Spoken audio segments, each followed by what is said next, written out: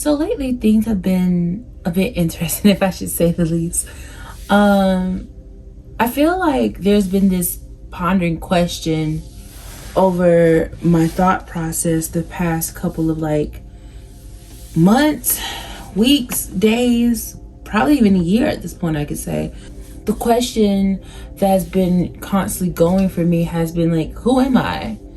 And as juvenile as it may sound, I think it's been the most prevalent question, at least in my book recently. So just to recap, my early 20s, from 21 till about 23 maybe, I would say was some of the most clarifying times for me. I was very sure about who I was. I was very sure about where I was going because I did the work to get there, honestly. And then somewhere in my mid-20s is when things started to become very questionable for me. And I lost sight of who I was, what felt sure. I was questioning myself, questioning everything, honestly, and for good reason.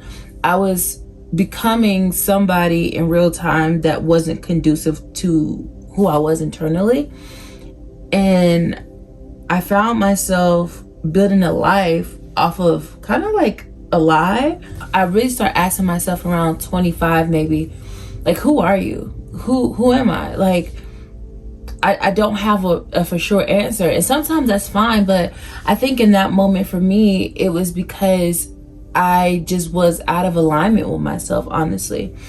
And I think when I turned 26, which was last year, I went through a stripping process and I started to kind of get rid of everything that made me feel so fake, honestly. I felt very fake, very uncertain, very unsure, for good reason, I guess, but I mean, it just left me feeling uncertain about myself, right? Versus when in my early 20s, I didn't really have that influence outside of me that was kind of distracting me or telling me, oh, you should go this way, you should do this, or you should be this person and wear your hair this way instead of that way. And I think for so long, I didn't have that. And then I started hanging around people, going into certain environments that probably wasn't really cultivated for me, wasn't really meant for people like me. And I got to a space where I was like, wow, this is not for me. Have you ever been in a place where it's I know I'm not supposed to be here, it doesn't feel right, but it's technically the right thing? And I think sometimes we can spiritually bypass being in certain environments, like a church, like a relationship that may look good, but it doesn't feel good. And I think sometimes, I know for me, Christianity really made me get to a place where to not really pay attention to my emotions, and I just supposed to go with what's quote unquote right, but that doesn't lead to nowhere but destruction in oneself. To ignore what you feel even though you know what's right for you, it's kind of it's very counterintuitive. You're not supposed to ignore that. I think God gave us emotions so we can feel our way through certain things, and we can feel what is right and what is right, because that's the ultimate way sometimes God speaks to us. It's through internal introspection. And how does this make you feel? And you know what it feels like to be right. You know what it feels like when God wants you to do something, or universe wants you to go a certain way. And you know what it feels like when you're not supposed to. So why are we ignoring the obvious blatant facts here? And that was one thing I had asked myself, So now that I'm 27, it's been kind of a return home to myself recently. And that's something that God has really been giving me downloads about the past years. You're going to be reunited with yourself. It's time to come back home to yourself. The version of you that was so sure, that was so grounded, that was so in it, that you didn't question. You didn't even have to ask people their opinion on what you should have did or what you should do, because you were so connected. And I think that sometimes we go through I think some people call it Saturn return. Some people call it, just shedding or whatever. But I think that process isn't really about becoming somebody new. I think sometimes we get to a place where it's oh, I don't know who I am anymore, so that means I'm becoming somebody totally new that I've never been before. But sometimes becoming somebody new sometimes just means that you're returning home to the version of you before the costume you put on. Sometimes becoming somebody new basically means just to get back to the version of you that the universe, God, knew of you before you felt the pressures of society to become somebody different, or before you was influenced to put on different masks. You know what I mean? And I think for me, this past year has been just that, of stripping off every mask. And when I have like these two like conflicting thoughts. I have a thought that's like, the version of you that you are now will show up when you empty the chambers of who you've been and who you want to become. Just be, right? That's one way of thinking about it.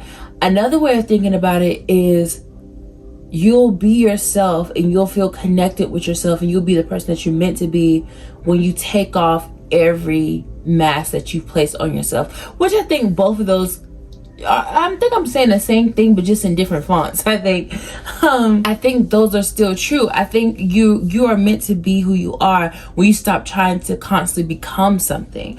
I think a lot of us we get very in our head about a lot, and sometimes we can get to a place where it's like, I have this vision of myself, right, and I'm trying to chase this vision and get this thing to be a reality for me, when reality is a lot of, even like the law of manifestation, if that's something you believe in, a lot of it is just being.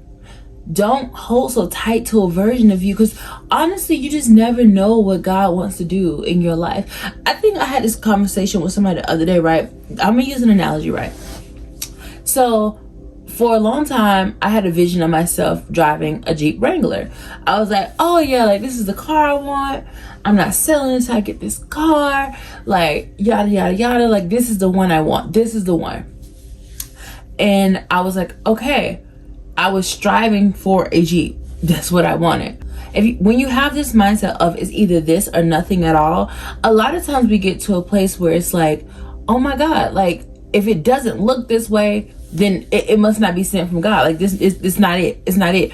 In reality, sometimes it's like, no, that's it. You're just viewing it wrong. So my car, I was like, I want this Jeep. I want this Jeep. I want this Jeep. And every car I looked at, if it wasn't that Jeep, I was like, I don't know. Like, I don't know.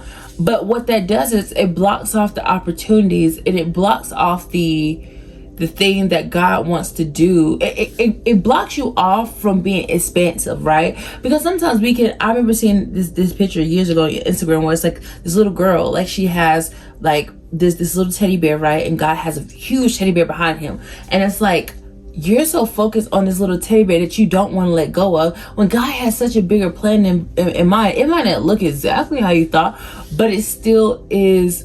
It's still the thing. You know what I mean? It's still going to get you where you need to go. Just don't hold on so tight. But with the car analogy, I keep getting off track. Sorry. With the car, I was like, I want this Jeep. I want this Jeep. I want this Jeep. And turns out I didn't get that Jeep. I did get an SUV. It just wasn't a Jeep. It's a Kia. And I love my little Kia. Like, I love her. And she reminds me so much of my first car that I first got. And I love her so much. But yeah, I think being open to the thought of what if it just looks a little different. You'll still get somewhere and you'll get something. And what if it's better than you thought? You know what I mean? Like, don't be so hell-bent on, I have to be this version of me that I see. You know what I mean? Like, be open to what if? What if it changes? What if the version of you that you see changes? It's okay if it changed, but like, allow the change. Allow yourself to ebb and flow and move through these different environments. You just never know where things are going to lead you. So I think the version of you, if you're asking yourself the question, who am I would ask you, who are you when you're free? Who are you when you don't have something that you're reaching for? Who are you when you're living every moment authentically? Who are you when you're not trying to mask for different people around you? And that's a testament for myself. But who are you when you're not constantly trying to just be somebody, but you're just being? Who is that person? And that would answer the question of who am I? But yeah, I think that's where I landed on that, and I just wanted to share that. So hope you guys enjoyed, and I'll see you guys soon.